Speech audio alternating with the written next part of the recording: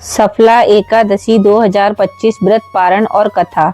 प्राचीन काल में महिष्मत नाम का एक राजा रहता था। वह पराक्रमी था, बुद्धिमान था और अपने राज्य को न्याय और धर्म के मार्ग पर चलाता था। परंतु उसका बड़ा बेटा लुम्पक उसके लिए निरंतर चिंता का कारण था। लुम्पक जवान था, मजबूत था, पर बुरी संगति में पड़ चुका था। धीरे धीरे वह चोरी, अत्याचार और गलतियों की दलदल में धंसता गया। उसके स्वभाव में क्रोध, अहंकार और स्वार्थ बढ़ता गया। राज्य भर में लोग उससे डरने लगे। जब राजा को पता चला कि उसका बेटा अपराधों में शामिल है तो उसका हृदय टूट गया। बहुत समझाया, बहुत प्रयास किया, मगर लुम्पक ने किसी की नहीं सुनी। अंत में दुखी होकर राजा ने निर्णायक कदम उठाया और उसे राज्य से निष्कासित कर दिया।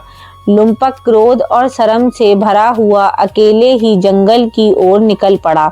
अब उसके पास ना परिवार था, ना मित्र, ना धन, ना सम्मान, सिर्फ पश्चाताप और रास्तों का अनंत अंधकार। जंगल में चलते चलते उसकी हालत बिगड़ने लगी। भूख, प्यास, जंगली जानवरों का डर, रात का अंधेरा सब उसके ऊपर टूट पड़ा। दिन में तपती धूप उसे जलाती और रात को कड़क ठंड उसे कांपने पर मजबूर कर देती। धीरे धीरे उसका शरीर कमजोर होने लगा। पापों का बोझ उसके मन को खा रहा था, पर उसे कोई राह दिखाई नहीं देती थी। एक रात वह अत्यंत ठंड में कांपता हुआ एक मंदाकिनी वृक्ष के नीचे जा गिरा। वह इतना थक चुका था कि वहीं बेहोश हो गया। भाग्य को शायद यही मंजूर था, क्योंकि यह स्थान भगवान विष्णु की पूजा का अत्यंत पवित्र स्थल था। रात गहराती गई और लुम्पक वहीं पड़ा रहा।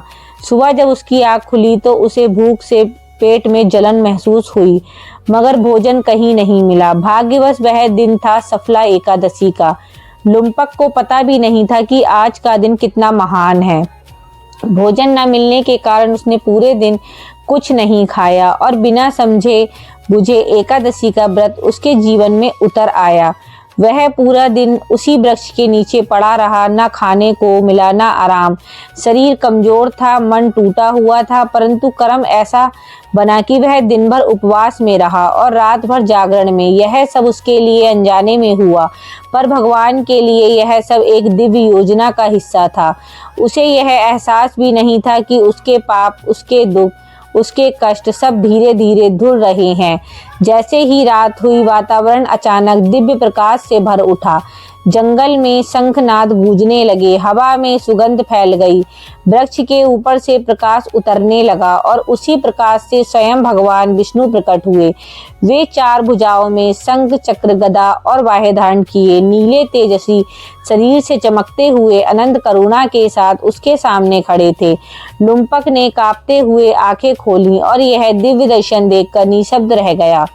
भगवान विष्णु ने कोमल स्वर में उससे कहा, लुम्पक, आज तुमने अज्ञान में ही सही परंतु सफला एकादशी का व्रत किया है। इसके प्रभाव से तुम्हारे सारे पाप नष्ट हो गए हैं। तुम्हारा हृदय अब निर्मल हो गया है। आज से तुम्हारा जीवन बदल जाएगा। उन दिव्य वचनों को सुनते ही लुम्पक के भीतर मानो एक नया जन्म हुआ। उसके हृदय में एक अद्भुत प्रकाश भर गया। उसकी आंखों से आंसू बह निकले। सारी क्रूरता, पाप, अहंकार, घमंड सब मिट गया। वह भाव विभोर होकर भगवान विष्णु के चरणों में गिर पड़ा और फूट फूट कर रोने लगा। उसे विश्वास नहीं होता था कि इतना पतित इंसान भी भगवान की कृपा का पात्र बन सकता है।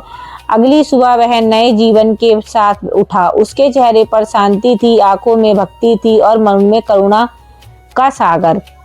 वह तुरंत अपने पिता के राज्य लौट गया। जब राजा ने अपने बेटे का बदला हुआ चेहरा देखा तो वह पहले आश्चर्यचकित हुए, फिर भावुक होकर उसे गले लगा लिया। राज्य के लोग भी आश्चर्य से उसे देखते रहे, क्योंकि वह लुम्पक, जो कभी डर का कारण था, अब भक्त और सदोगुण का रूप बन चुका था। धीरे धीरे लुम्पक एक श्रेष्ठ, न्यायप्रिय और दयालु राजकुमार के रूप में पहचाना जाने लगा। उसके कार्य ने राज्यों में सुख शांति फैला दी। वह हर वर्ष सफला एकादशी का व्रत और भगवान विष्णु की महिमा का प्रसार करता। उसके जीवन में जो परिवर्तन आया वह इस एक दिव्य तिथि की शक्ति का प्रमाण बन गया।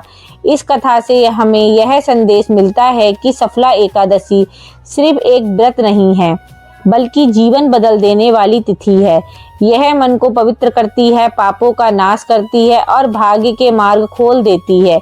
ईश्वर की कृपा कभी भी किसी भी क्षण उतर सकती है, बस दिल में भक्ति का दीप जलना चाहिए। भगवान विष्णु सभी भक्तों के जीवन में सुख, शांति और सफलता का प्रकाश फैलाएं। जय श्री हरि, जय विष्णु भगवान। यदि आपको सफला एकादशी की यह पावन कथा मन को छू गई हो तो इसे अपने प्रियजनों तक अवश्य पहुंचाएं। वीडियो को पसंद करें, टिप्पणी करें, साझा करें और घंटी बेल आइकन दबाकर हमारी आगामी दिव्य कथाएं सबसे पहले सुनें। आपकी एक छोटी सी प्रेम पूर्ण भावना हमारी भक्ति यात्रा को और भी सुंदर बना देती है। जय श्री हरि।